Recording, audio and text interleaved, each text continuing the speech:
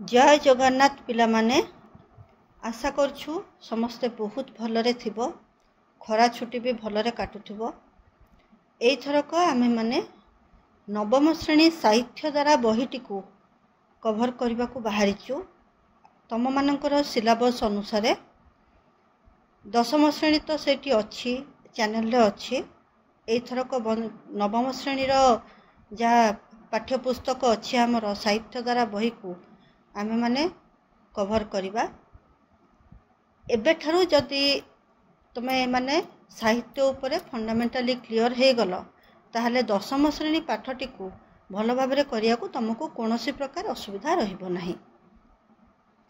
नवम श्रेणी सिलेबस तो एपर्यंत बाहरिनी किंतु जेतिकी जानिचु जे एतिकी जिनस निहाती कभर हबो सिलेबस रे आमे सेही गुडी को आगुरु आगुरु कभर करि चलिबा। तम अनुसार जेतिकी तुमको आमे दबु वर्तमान जहाँ पढ़िया को जहाँ बुझिया को थिबो तमे बुझी जाओ।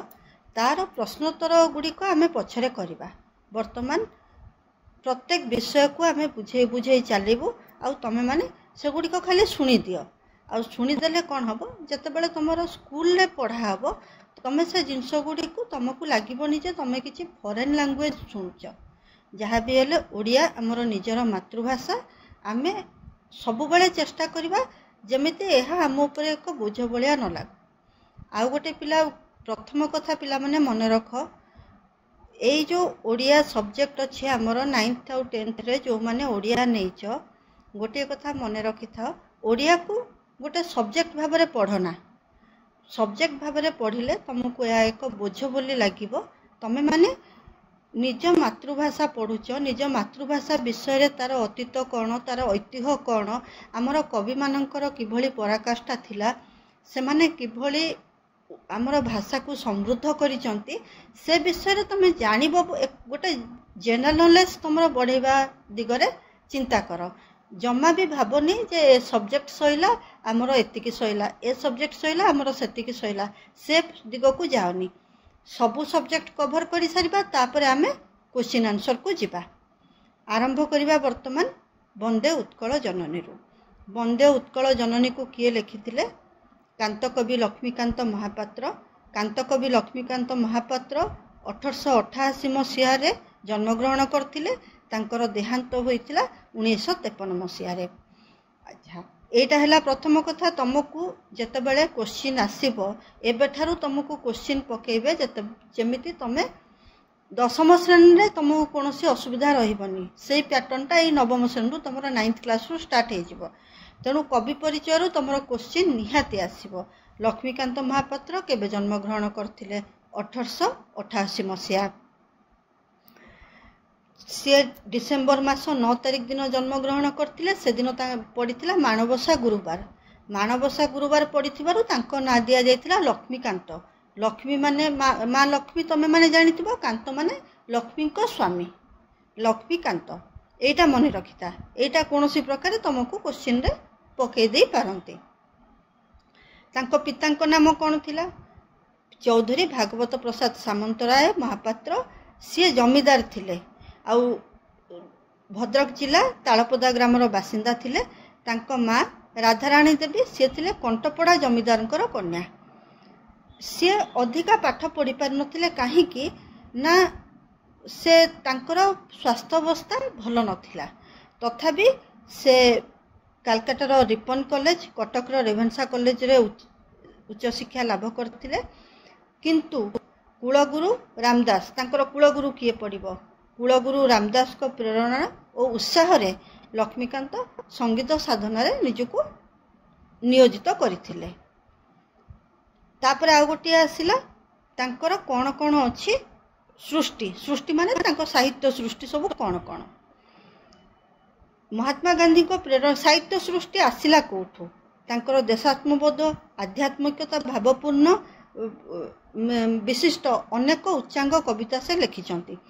तो ये जो आध्यात्मिकता देशात्मबोध ए सबु से आसिला कोठो महात्मा गांधी को प्रेरणा रे लक्ष्मीकांत और तांकर परिवार स्वाधीनता संग्राम रे जोग देइथिले।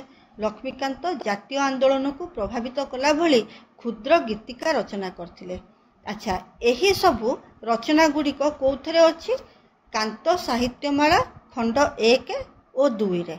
अच्छा तांकर केतेक माने जो कहते कालजयी सृष्टि माने जो समय रे माने समय चलीगला परे भी तांको जीवार एते समय हेलानी तथापि एगुड़िक तांकर कालजयी सृष्टि माने ए पर्यंत माने साहित्य श्रद्धालु मानकर महल रे ए सब सृष्टि गुड़ी को बहुत उच्च मान दिया जायछि। एगुड़िक होउछि तांकर कालजयी सृष्टि। कौन से गुड़ाक कणा मामू बुढ़ा शंखारी एटा अच्छी तुमर बोधे एथरक देखिबो। बुढ़ा शंखारी गोटे माने से गपर मर्म कौन से गपटी को तुम पढ़िले आम जो बुझेबू तुम से गपटी बुझीपार बहुत सुंदर गपटी। तेणु एगुड़िक तांकर कालजयी सृष्टि। आउ गोटे होउछि तांकर होउछि जीवन संगीत, असहयोगीर आत्मकथा, चेनाचूर प्रेम, देही पद पल्लव मुदारम, चटक चंद्रहास चंपू, शरीर माध्यम एगुड़िक तांकर अमूल्य साहित्य संपद। आउ गोटे तांकर पढ़िबो देख सी केउ पत्रिकार प्रतिष्ठा और संपादना करथिले सेटा होछि डगर पत्रिका। आउ गोटे होछि तांकर मु कवि परिचय जहाँ जहाँ कहूछि से कवि परिचय अनुसार तमे माने चिंता करिबो जे एगुड़ाक क्वेश्चन आसी पारे। डगर पत्रिका केबे प्रतिष्ठा हेइतिला 1937 मसीह रे। अच्छा एबे ए जो वंदे उत्कल जननी कविताटी आमर ओडिशा सरकार को द्वारा जून 7 तारीख 2020 मसीह रे राज्य संगीतर मान्यता पाइथिला। बुझीला। एबे पिला माने कविता को जिबा।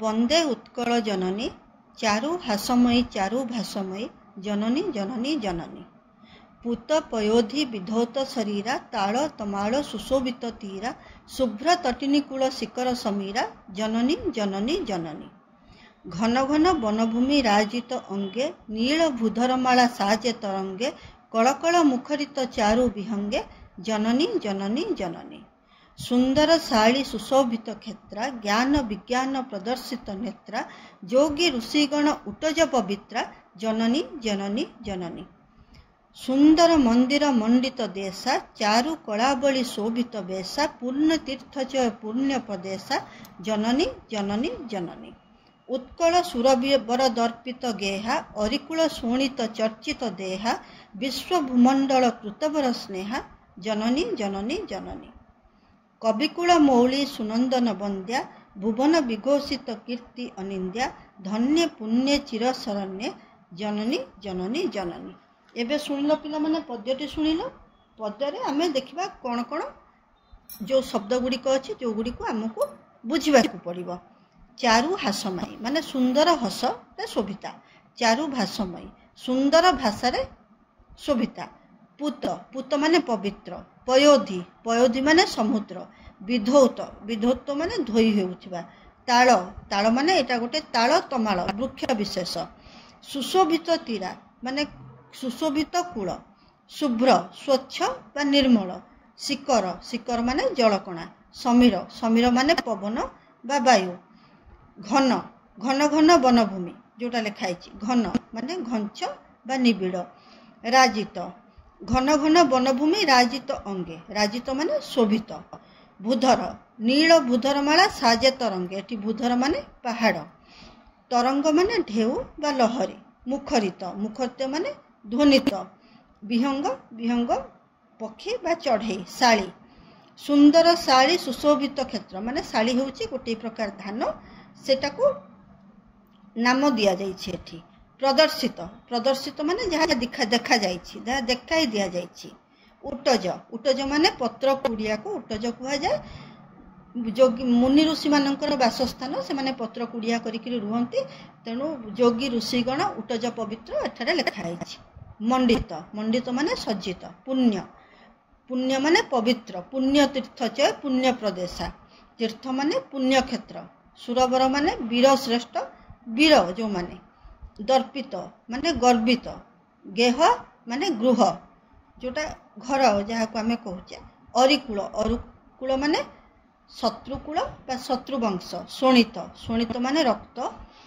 चर्चित चर्चित माने बोली हेबा किंबा लेपी दबा।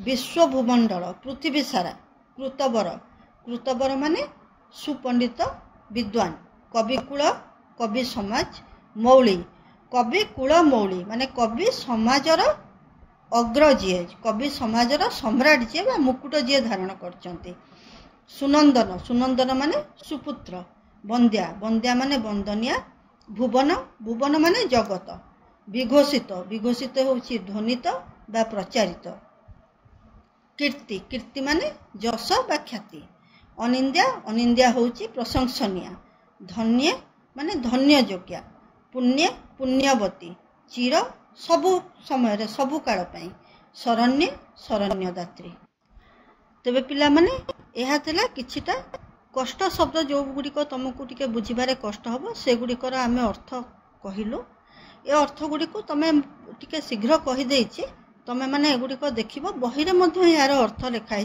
तुम अर्थ गुड़िक जानिला परे तुम कविताटी को बुझा बाहर तापर आम ए कवितार सार को जीवा ओडिशा होची आमर जन्मभूमि एथरे जन्म हुई यार रूप रस गंध और स्पर्श आम निजर परिचय पाऊ यह आमर मातृभूमि जहाँ कोल आम जन्म यार पानी पवन फल पुष्प शाक चाउल आम शरीर को परिपुष्ट करिथाए एही जन्मभूमि आमर माता धात्री और शिक्षयित्री जन्मभूमि को तुम केमिति डिफाइन करछ एथरे प्रथमे दिया हैला जेतेबेले कोनोसी सरलार्थ बा क्वेश्चन आंसर लिखिबो सेतेबेले एई जो जिनसटी को जदि तुम ऐड कर देलो ताहले सेथरे तुमर जन्मभूमि प्रति जो भावनाटा अछि तुम प्रथमे देखैलो तापरे आसीबा आमर ओडिसार भौगोलिक केमिति स्थिति थिला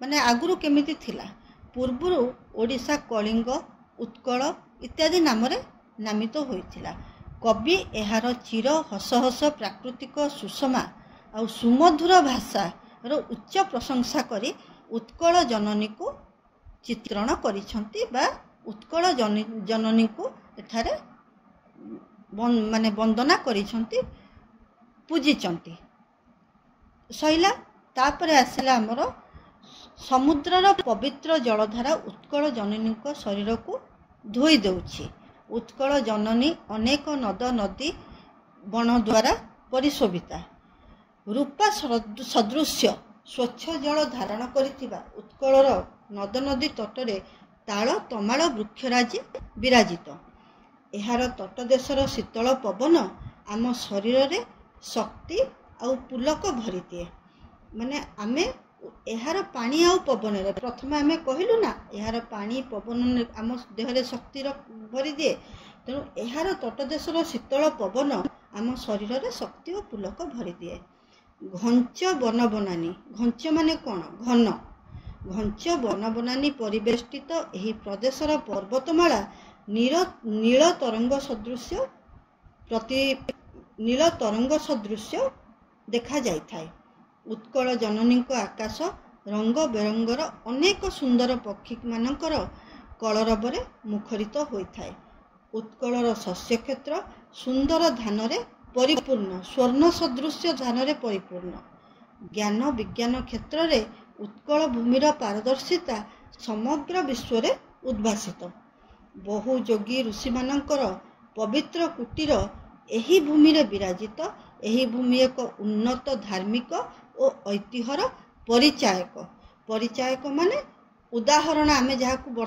एठी कहिबा जे उत्कल हेउची धार्मिक उन्नत धार्मिक ऐतिह्यर उदाहरण उत्कलर शिल्पी मानक द्वारा सुंदर भव्य मंदिर गुड़िक एहाकू एक उत्कृष्ट कलार क्षेत्र रूपे समग्र विश्व रे परिगणित कराई पारिछंती अनेक धार्मिक प्रतिष्ठान तीर्थस्थली परिपूर्ण एही राज्यर अनेक गौरवमय परंपरा रहिछि उत्कल मातांक शरीर अनेक शत्रु मानकर रक्तरे रंजित अगणित उत्कलीय वीर और योद्धा सेमानंकर त्याग और बलिदान द्वारा एही भूमिर स्वाभिमान और स्पर्धा को अक्षुण्ण रखिपारचंती एही माटीर कोଳରେ बहु विद्वान मनीषी उपासक सुपुत्र कवि जन्मग्रहण करी एहार कीर्ति को सारा विश्व रे देखाइछन्ति। सेथिपाई आम उत्कल माटी धन्या पुण्यवर्ती और सर्वदा शरणदात्री भाव में चिर नमस्या। पिला माने जेतेबेले तमे गोटे विषयर बा गोटे पद्यर सारांश बुझुच सेतेबेले गोटे कथा मन रखिथिबो एठारे कवि कौन कहबाकू चेष्टा करुछंती। जहाँ आमे बुझौचु जहाँ स्कूल भी बुझाहब किंतु सबुबले कविंकर पॉइंट ऑफ व्यूटा देखिबो।